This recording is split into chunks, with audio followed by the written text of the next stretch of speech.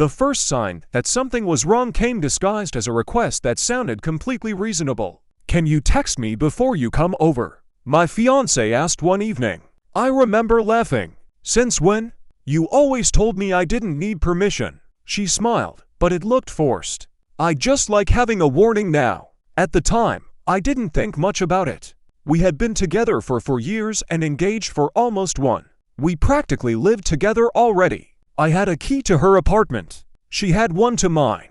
Our relationship had always felt easy. We met through mutual friends, survived lockdowns, family drama, job losses, and all the ordinary hardships that make people either stronger or miserable. I thought we were stronger. She was the person I called when something good happened and the person I wanted beside me when things went wrong. Our wedding was 8 months away. The venue was booked. The invitations were being designed. Our parents had already started arguing about seating arrangements. Life felt predictable. Safe. Looking back now, I think that simple request was the moment everything started to crack. I just didn't know it yet. After that conversation, little things began changing. Nothing dramatic. Nothing obvious enough to justify concern. She started answering messages later than usual, sometimes hours later. When we were together, her phone stayed face down on the table. At night she took it with her everywhere. Bathroom, kitchen, even when taking out the trash. I noticed these things but immediately made excuses for her. Work stress, wedding stress, life stress. People on Reddit always talk about red flags like they're giant flashing warning signs. In reality, they look small, easy to explain away, easy to ignore when you're in love. One Friday, I stopped by her apartment after work. I was carrying takeout from her favorite restaurant. Before I even reached the building entrance, my phone rang. It was her. "Where are you?" The question surprised me. "Outside your place." A long pause. "Why?" I laughed. "Because I brought dinner." Another pause. Then she sounded nervous. "Can you come tomorrow instead?" Something about her voice felt wrong, but I listened. I turned around and went home. That night I kept staring at my phone wondering why my own fiancé sounded afraid of me showing up. The strange behavior continued for weeks. Every time I suggested dropping by spontaneously, she had a reason not to. She was tired. She was cleaning. She had a headache. Her sister was visiting.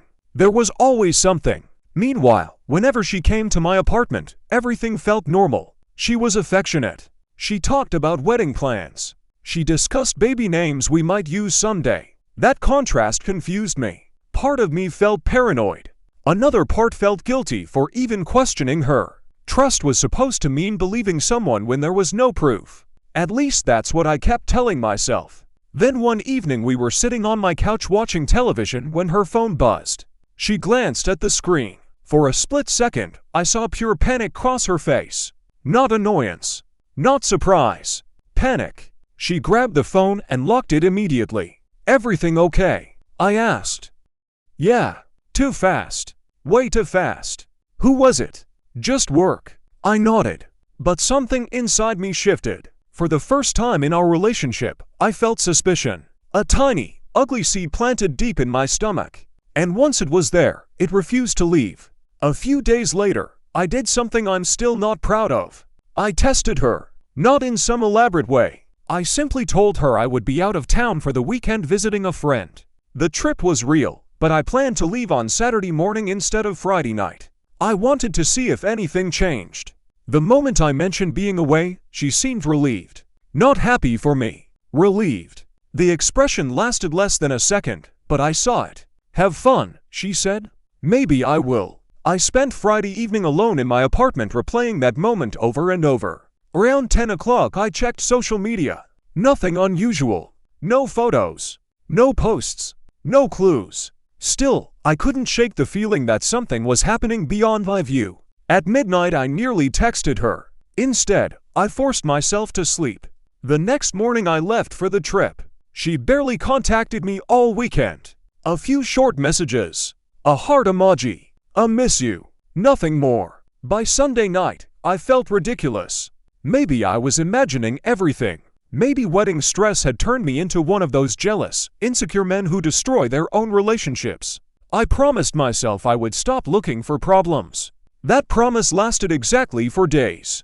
The turning point came because of a mistake. Not mine. Not hers. Someone else's. I was at work when a message appeared on my phone from an unknown number. At first I thought it was spam. Then I opened it. The message contained only one sentence.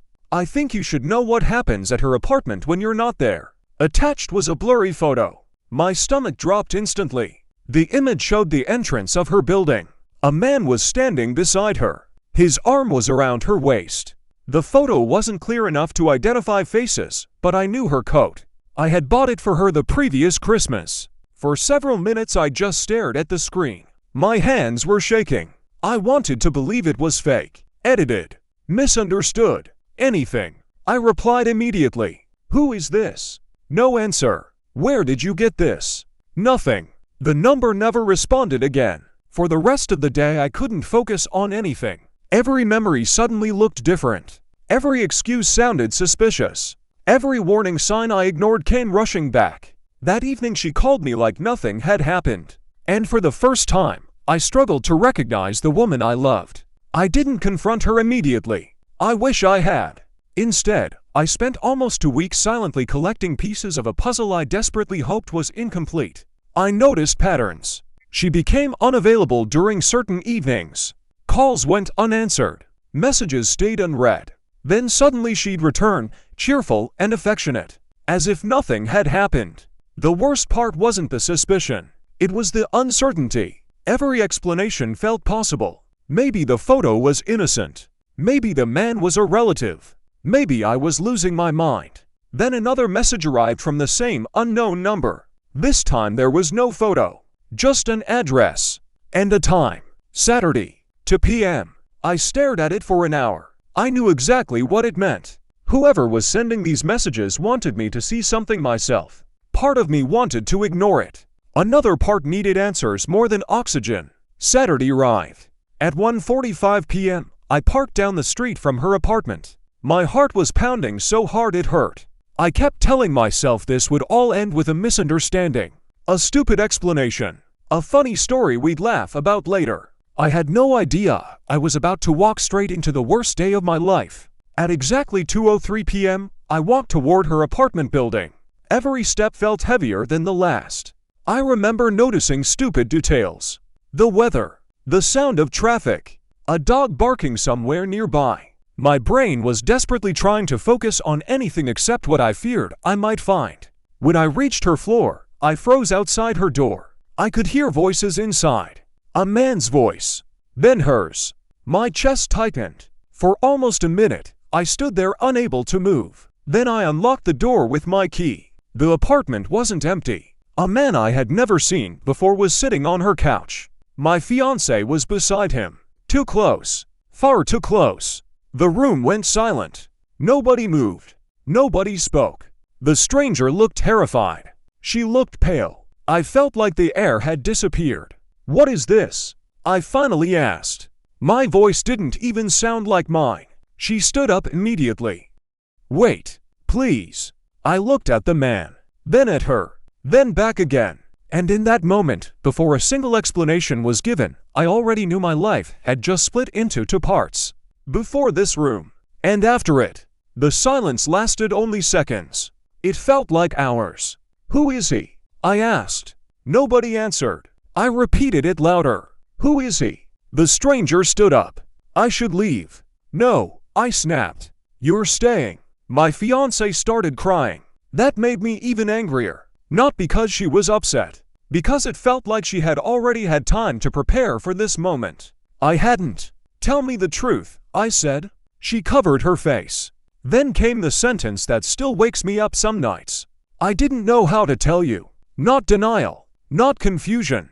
Not a misunderstanding. A confession. The room started spinning. How long? She couldn't look at me. Almost 8 months. 8 months. The exact amount of time until our wedding. 8 months of planning a future with me while building another life behind my back. The stranger looked ashamed. I looked at the engagement ring on her finger. The one I bought. The one she was still wearing. And for the first time in 4 years, I genuinely didn't know who she was. The details came out slowly, painfully. like pieces of glass being pulled from a wound. She met him through work. It started as friendship, then emotional support, then something else. The classic story everyone thinks won't happen to them. We never meant for it to happen, she whispered. I laughed. Actually laughed. Because the absurdity of that sentence broke something inside me. You had 8 months to stop. She cried harder. The stranger tried speaking. I care about her. That nearly pushed me over the edge. I turned toward him. You care about her. She's engaged. Neither of them had an answer. Apparently love had made them brave enough to betray me but not brave enough to explain why. I asked the question I feared most. Do you love him? She closed her eyes. That was answer enough. But she still said it. Yes. 1 word. 3 letters. For years destroyed. I remember feeling physically sick. Not angry anymore. Not even heartbroken. Just hollow. As if someone had removed every emotion from my body and replaced them with silence. The next few days were chaos. Calls. Messages. Family members. Friends. Everyone wanted answers. Nobody had them. My fiancée called constantly. Sometimes crying. Sometimes apologizing. Sometimes asking to meet. I ignored most of it. Then her mother called. She begged me not to end the engagement immediately. People make mistakes. That sentence nearly drove me insane. A mistake is forgetting a birthday. A mistake is sending a message to the wrong person. An 8-month affair is a series of decisions. Hundreds of them. Meanwhile, rumors started spreading. Friends took sides. Some people defended her. Others defended me. The entire situation became public far faster than I expected. I stopped sleeping properly. Stopped eating properly. Stopped functioning normally. At work, I stared at computer screens without understanding what I was looking at. At home, I replayed conversations from years earlier, searching for clues, searching for moments when I should have known. The truth was simple. I trusted her, and trust had made me blind. Eventually, we met face to face. One final conversation. No families, no friends, just us. She looked exhausted. Honestly, so did I. For a while neither of us spoke. Then she said something unexpected. I still love you. I remember staring at her. How? The question escaped before I could stop it. How do you love someone while lying to them every day? She cried again. But tears no longer affected me the way they once had. She explained how confused she had been, how trapped she felt, how she never wanted to hurt me. The words sounded sincere. That was the problem. I believed she meant them. I also believed they changed nothing. People can love you and still destroy you. That realization hurt more than the affair itself, because it shattered my understanding of relationships. Love wasn't protection. Love wasn't loyalty. Love wasn't enough. By the end of that conversation, we both knew the engagement was over. We just hadn't said it out loud yet. The wedding cancellation was brutal. Deposits were lost. Guests had to be informed. Relatives demanded explanations. Some treated me like a victim. Others treated me like a failure. Neither felt good. The hardest part wasn't losing money. It was losing the future I had already imagined. I wasn't mourning a person anymore. I was mourning a life. The house we planned to buy. The children we discussed. The holidays we never took. The ordinary moments that would never happen. Everywhere I looked, there were reminders. Wedding brochures. Saved photos. Guest lists. Receipts. Evidence of a future that no longer existed. For months, I avoided places we used to visit together. Certain songs became unbearable. Even random smells triggered memories. People talk about heartbreak like an emotion. For me, it felt more like withdrawal. Like my brain kept searching for someone who no longer existed. Not because she died. Because the version of her I loved had vanished. About 6 months later, I learned something else. She was living with him. The relationship had become official almost immediately after our breakup. That information shouldn't have mattered. But it did. It reopened wounds I thought were healing. Part of me wondered whether our entire relationship had simply been a stepping stone toward theirs. Another part knew that wasn't fair. Life is rarely that simple. Still, the bitterness lingered. I dated occasionally. Nothing serious. Trust had become difficult. Every unanswered message felt suspicious. Every change in behavior felt threatening. I hated that. I hated what the experience had turned me into. The insecurity, the hypervigilance, the fear. Those things weren't me before. But betrayal changes your internal wiring. Even years later, certain situations trigger old memories. A delayed reply, a secretive phone call, a sudden change of plans. My rational mind understands not everyone is hiding something. My emotions sometimes disagree. Over time, the anger faded. Not completely, but enough. What remained was sadness and questions. The biggest one was simple. Why didn't she leave? If she loved someone else, why continue planning a wedding? Why keep accepting my love? Why keep saying yes to a future she no longer wanted? I asked myself those questions for years. Eventually, I realized I would never receive an answer satisfying enough to heal me. Some people stay because they're afraid. Some stay because they're confused. Some stay because they want both worlds for as long as possible. Whatever her reason was, it no longer mattered. The damage had already been done. Forgiveness came slowly. Not for her, for myself. I stopped blaming myself for missing the signs. I stopped replaying every memory. I stopped treating trust like weakness. Because trusting someone isn't stupidity. Betraying trust is. That distinction took me a very long time to learn. It's been years now. Most people assume I've moved on completely. The truth is more complicated. I moved forward.